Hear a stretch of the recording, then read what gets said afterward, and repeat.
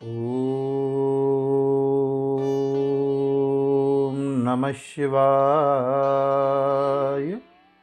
श्री शिव महापुराण वायवी संहिता उत्तरखंड 13वां अध्याय। पंचाक्षर मंत्र की महिमा, उसमें समस्त वांग्मय की स्थिति, उसकी उपदेश परंपरा, देवी रूपा पंचाक्षरी विद्या का ध्यान, उसके समस्त और व्यस्त अक्षरों के ऋषि, छंद, देवता, बीज, शक्ति तथा अंगन्यास आदि का विचार। देवी बोली, महेश्वर, दुर्जय, दुर्लंघ्य एवं कलुषित कलिकाल में जब सारा संसार धर्म से विमुख हो पापमय अंधकार से आच्छादित हो जाएगा, वर्ण और आश्रम संबंधी आचार नष्ट हो जाएंगे, धर्म संकट उपस्थित हो जाएगा, सबका अधिकार संदिग्ध, अनिश्चित और विपरीत हो जाएगा, उस समय उपदेश की प्रणाली नष्ट हो जाएगी और गुरु शिष्य की परंपरा भी जाती रहेगी। ऐसी परिस्थिति में आपके भक्त किस उपाय से मुक्त हो सकते हैं?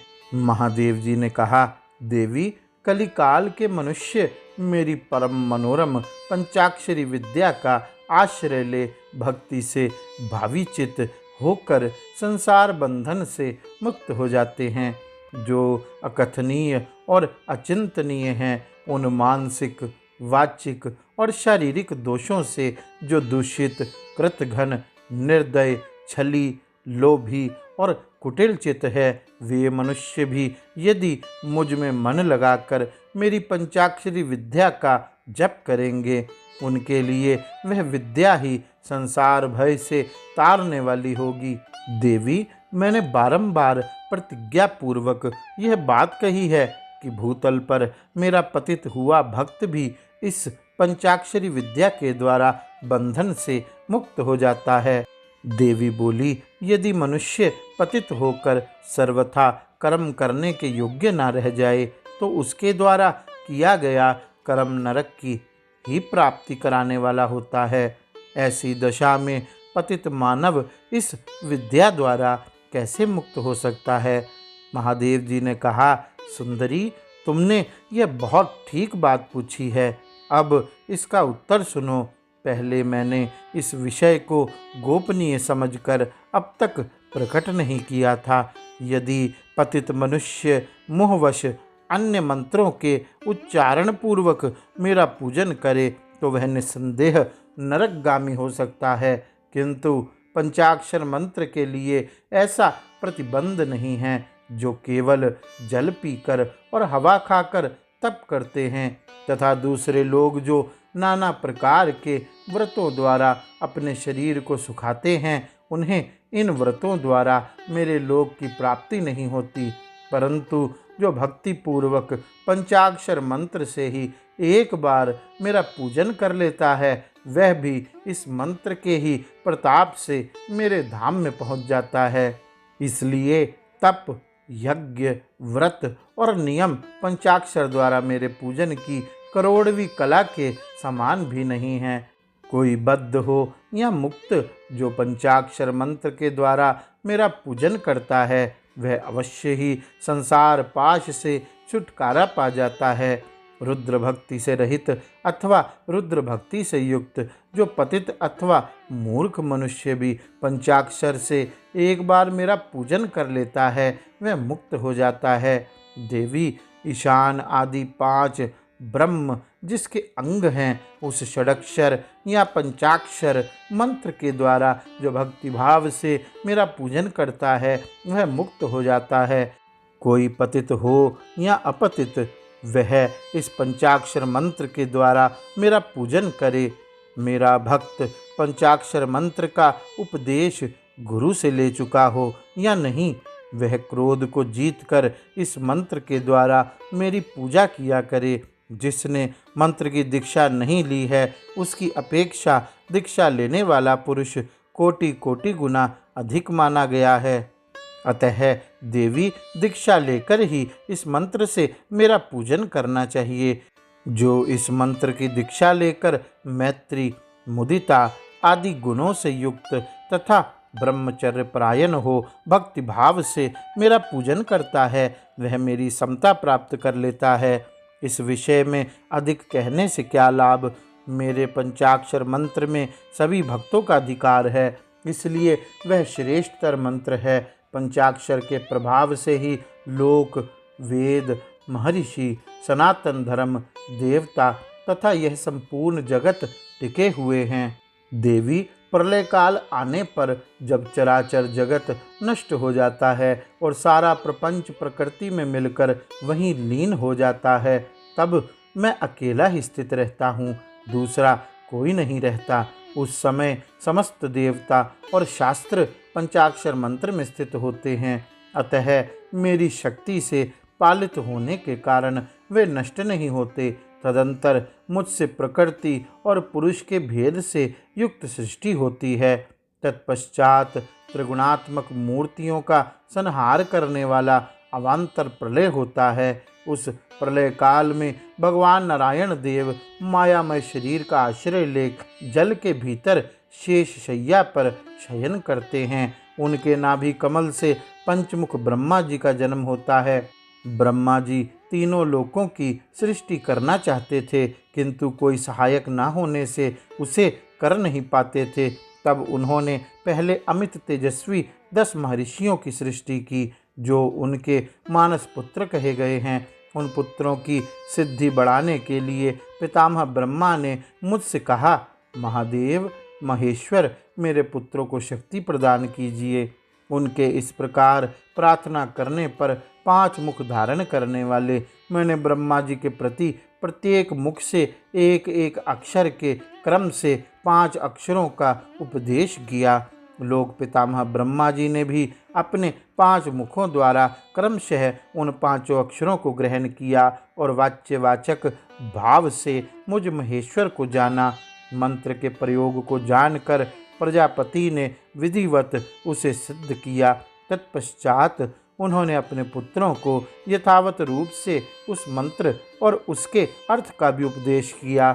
साक्षात लोक पितामह ब्रह्मा से उस मंत्र रत्न को पाकर मेरी आराधना की इच्छा रखने वाले उन मुनियों ने उनकी बताई हुई पद्धति से उस मंत्र का जप करते हुए मेरु के रमणीय शिखर पर मुंजवान पर्वत के निकट 1,000 दिव्य वर्षों तक तीव्र तपस्या की।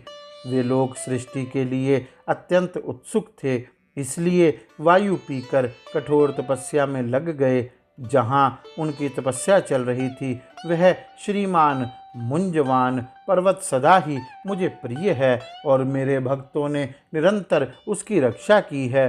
उन ऋषियों की भक्ति देखकर मैंने तत्काल उन्हें प्रत्यक्ष दर्शन दिया और उन आर्य ऋषियों को पंचाक्षर मंत्र के ऋषि, छंद, देवता, बीज, शक्ति, कीलक, षडंगन्यास, दिग्बंध और विनियोग, इन सब बातों का पूर्ण रूप से ज्ञान कराया। संसार की सृष्टि बढ़े इसके लिए मैंने उन्हें मंत्र की सारी विधियां बताई। तब वे उस मंत्र के महात्म्य से तपस्या में बहुत बढ़ गए और देवताओं, असुरों तथा मनुष्यों की सृष्टि का भली भांति विस्तार करने लगे। अब इस उत्तम विद्या पंचाक्षरी के स्वरूप का वर्णन किया जाता है। आदि में नमः पद का प्रयोग करना चाहिए, उसके बाद शिवाय पद का, यही वह पंचाक्षरी विद्या है जो समस्त श्रुतियों की सिरमौर है तथा संपूर्ण शब्द समुदाय की सनातन बीज रूपिणी है। यह विद्या पहले मेरे मुख से निकली, इसलिए मेरे ही स्वरूप का प्रतिपादन करने वाली है। इसका एक देवी के रूप में ध्यान करना चाहिए। इस देवी की अंग कांति तपाए हुए स्वर्ण के समान है।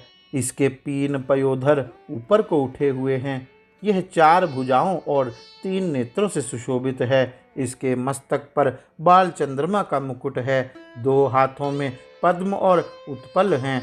अन्य 2 हाथों में वरद और अभय की मुद्रा है। मुखाकृति सौम्य है। यह समस्त शुभ लक्षणों से संपन्न तथा संपूर्ण आभूषणों से विभूषित हैं।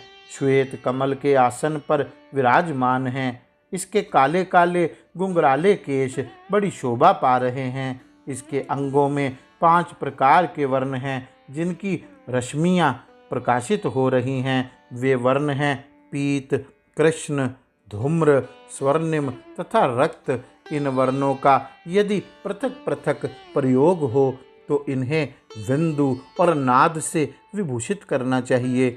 बिंदु की आकृति अर्धचंद्र के समान है और नाद की आकृति दीप शिखा के समान। सुमुखी, यों तो इस मंत्र के सभी अक्षर बीज रूप हैं, तथापि उनमें दूसरे अक्षर को इस मंत्र का बीज समझना चाहिए। दीर्घ स्वर पूर्वक जो चौथा वर्ण है उसे कीलक और पांचवें वर्ण को शक्ति समझना चाहिए। इस मंत्र के वामदेव ऋषि हैं और पंक्ति छंद हैं। वरान्य, मैं शिव ही इस मंत्र का देवता हूँ। वरारोहे, गौतम, अत्रि, विश्वामित्र, अंगिरा और भरद्वाज ये नकार आदि वर्णों के क्रमशः ऋषि माने गए हैं। गायत्री, अनुष्टुप, त्रिष्टुप, बृहति और विराट ये क्रमशः पांचों अक्षरों के छंद हैं। इंद्र, रुद्र, विष्णु, ब्रह्मा और स्कंद ये क्रमशः उन अक्षरों के देवता हैं। वरान्य, मेरे पूर्व आदि चारों दिशाओं के तथा ऊपर के पांचों मुख इन नकार आदि अक्षरों के क्रमशः स्थान हैं। पंचाक्षर मंत्र का पहला अक्षर उदात्त है, दूसरा और चौथा भी उदात्त ही है, पांचवा स्वरित है और तीसरा अक्षर अनुदात माना गया है। इस पंचाक्षर मंत्र के मूल विद्या शिव, शैव, सूत्र तथा पंचाक्षर नाम जाने। शैव, शिव संबंधी बीज प्रणव मेरा विशाल हृदय है। नकार सिर कहा गया है, मकार शिखा है, शी कवच है, वा नेत्र है और यकार अस्त्र है। इन वर्णों के अंत में अंगों के चतुर्यंथ रूप के साथ क्रमशः नमः, स्वाहा, वष्ट, होम, वौषट और फट जोड़ने से अंगन्यास होता है। देवी, थोड़े से भेद के साथ यह तुम्हारा भी मूल मंत्र है। उस पंचाक्षर मंत्रों में जो पांचवा वर्ण य है उसे 12वें स्वर से विभूषित किया जाता है, अर्थात नमः शिवाय के स्थान में नमः शिवाय कहने से यह देवी का मूल मंत्र हो जाता है।